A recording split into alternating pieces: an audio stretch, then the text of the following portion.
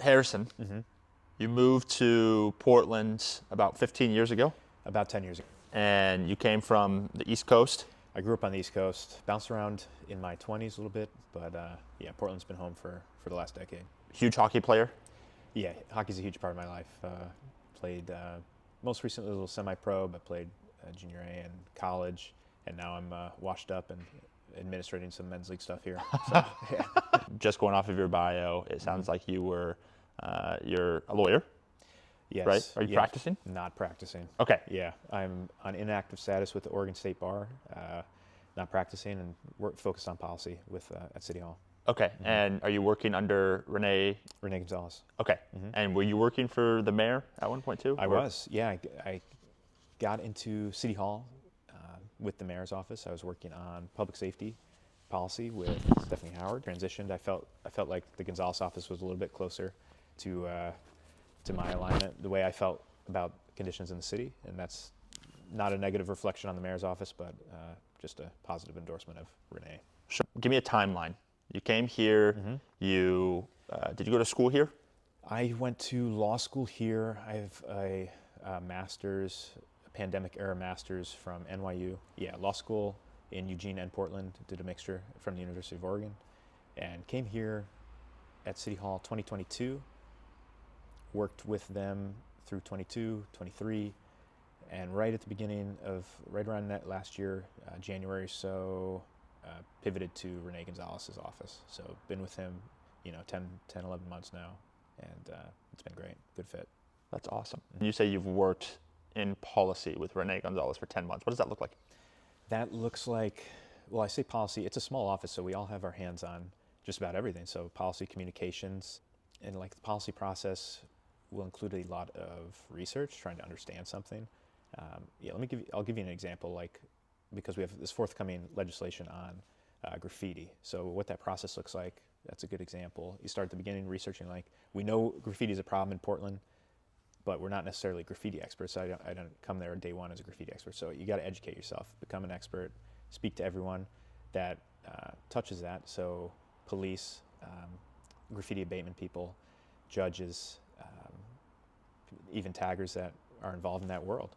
So you understand the issue, and then you craft a solution based on your understanding of that issue, and then you will go to the other office, the other elected officials, speak to their staff, and hopefully build a little coalition, people that will vote for this code, push it through, make it law. So yeah, research, code building, and then coalition building, and hopefully, when it comes to council in the next week or two, we'll have this new law that will pass. We're expecting it to pass. So. And, obviously graffiti is important. It's very pernicious. It has all kinds of negative ramifications. Business owner probably understands better than the average citizen what those ramifications are. But the police also has things that take a higher priority, like homicides, Yeah. So That's what I've always understood anytime I've talked to, police officers in Portland, right? And not that I'm like telling them like, hey, you need to clean up my graffiti. It's just more of, just being inquisitive of, why is it such a problem? You talked about the Portland police being understaffed. I think right now we have about 900 officers. Less than that. 800? I think we may have dipped just below 800, and I know November was is going to be a big time for retirement. It's a 3-paycheck month, so you're going to see a lot of people retire and cash in for their pensions on that 3-paycheck period. And yeah, we got a big retirement cliff coming up in November.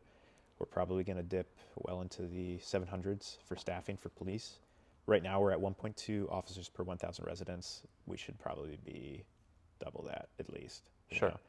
Just to get in line with standards around the country. So we are way understaffed, and it's going to get worse. So we've been doing a better job in the last couple of years of recruiting, hiring, training. We've accelerated, but we need to accelerate more, and we need more cops urgently. And a huge part of your campaign has been talking about homelessness in Portland. So what are your plans specifically in our area to help local businesses with the homelessness crisis? We've asked local businesses to handle a lot of the burden of the homelessness crisis. Residents and businesses And I'm sympathetic to the homeless population. Like my family and I have had housing problems. I'm sympathetic, but the city can't function. So difficult decisions need to be made. But either way, I think we need to provide shelter. I want to provide shelter. Regardless, we do need to provide shelter for everyone on the streets of Portland.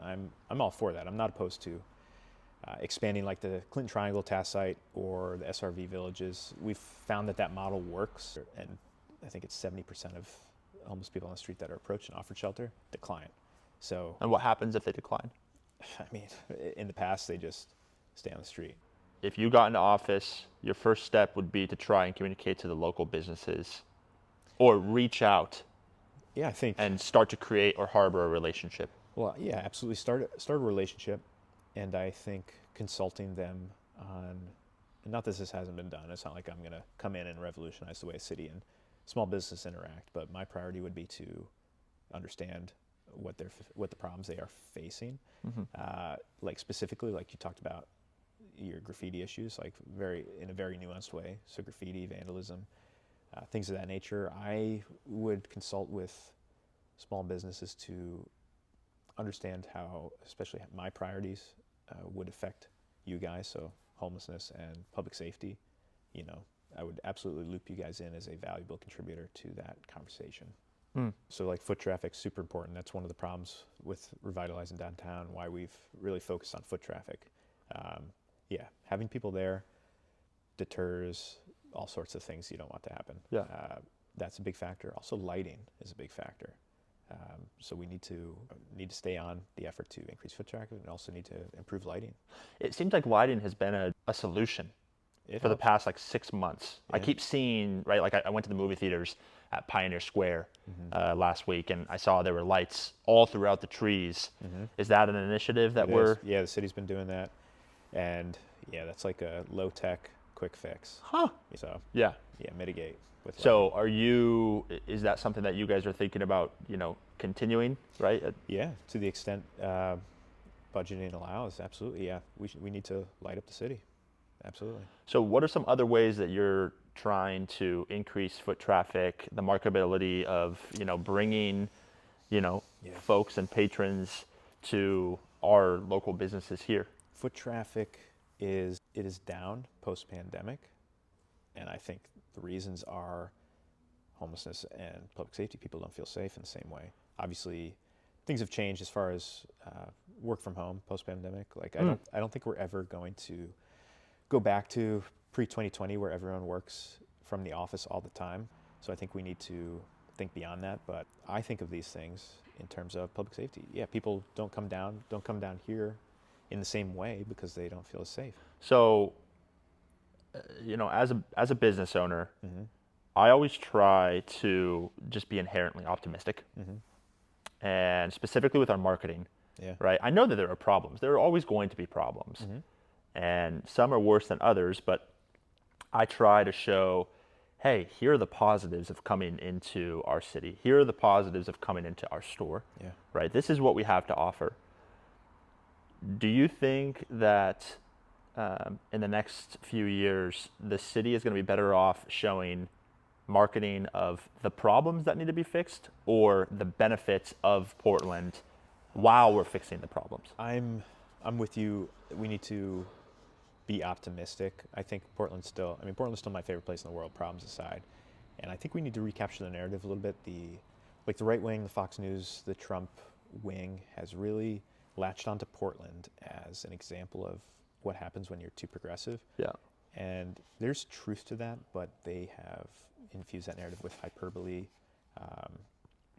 And it's not just the right wing. Like Earl Blumenauer said in an interview recently that Portland reminds him of post-World War II Dresden, which was firebombed, and that's hyperbole too. Yeah, Portland's a wonderful city. We have a ton of potential, latent potential, economic potential. We have geographical factors that other cities just don't have. Like there's a lot going for us, and we are on the upswing. That's the good thing. Like we bottomed out 2020, 2021. We have improved since then, so we are on an upward trajectory. I think it's important to remember that. Our footing is still somewhat precarious. We need to be smart moving forward. We can't regress. We can't accept the status quo, but we do need to recapture that narrative, and that will require some optimism and a little bit less hyperbole. Yeah, I love that because it is it's easy when you live in the city every single day to not see the change, the positive change. Yeah, it's But when you look back at pictures, or you just really think about it, okay, what was it like 8 months after the pandemic, right. right? Or what was it like a month and a half, 2 months after the pandemic, right? When the shutdown happened, right? When no city officials were out and about, nobody was on the streets. Our brick and mortar was closed down, which was, damning for us. It was really challenging. Right. Yes. Post-pandemic, I think 2021 was like our bottom. I feel like it was. I mean, the encampments and then the gun violence statistics and the traffic fatalities, everything. The numbers were off the charts, just like a hockey stick curve as far as the increase in things you don't want in your city. Sure. And you saw it eyeball test too. Like our livability was atrocious, and we're okay now. We're definitely moving in the right direction. There's no question, but I still see things every day that are unacceptable. Yeah. So we need to be on top of it. Yeah. I think the goal needs to be like utopian, right? Like the goal should always be to have perfect city. I don't think that's an attainable goal, but that should be the goal. We should be striving towards that every day. Just curious, what are your favorite restaurants? We could talk about this all day. My go-to staple, just like I'm hungry and I need to eat, is a place called Short Round. Short Round. I think they've transitioned. They're Short Round / Crying Tigers. Hawthorne and Cesar Chavez. That's probably my number one go-to. Okay. Love that place. No Name Pho right there is wonderful. We hit Restaurant Row a lot. We're both pescatarian, so yeah, we'll find some. She'll drag me to some of the vegan places once in a while, but Okay. yeah. Do you have any favorite spots? Dwarka right now. They brought back their buffet. Okay. Dwarka's great. I'm hopeful that Portland gets back to, or the reputation gets back to what it actually feels like to live here. Yeah, I agree. There is a disconnect between life on the ground and the national reputation. Yeah. Yeah, it's not earned. Things aren't like post-apocalyptic here. We're having a good time. Like our quality of life is still very high. People who live here love it here, myself included. Yeah, it's favorite city in the world. We need that to be reflected in the national media. There are problems. So my position is difficult between balancing that optimism and addressing those problems forcefully. But yeah, it's my favorite city in the world for a reason. I think a lot of people that live here feel the same way. Yeah, we have a wonderful community. On an ending note, what do you love most about Portland, and why is it your favorite city that you've ever lived? One is the geography. That's the obvious one. The access to the outdoors. You have the mountains. You have the sea right here, and the green is fantastic. I also don't mind the rain. I love that it stays green all year round. So those are just environmental factors. Culturally, I love the quirk. There's a little bit of quirk. There's something here that I really enjoy that I call the nostalgia economy, and I think you guys are a part of that. But it's thrift stores, record stores. I go to a movie rental store, like that emphasis on stuff from the 80s and 90s doesn't exist elsewhere the way it does here. It's like it's a hub for it. And we talk about food, like that's a huge part of it. I go out to eat like probably 6-7 times a week. Yeah. Just love it. So, yeah, and even the progressive influence on the city, I think, has been very positive. I think it's culturally positive. I think it's caused problems for public policy, but culturally, I think it is wonderful. Last question, an easy way that people can stay informed. What's the best way for people to vote? It should be mailed to you.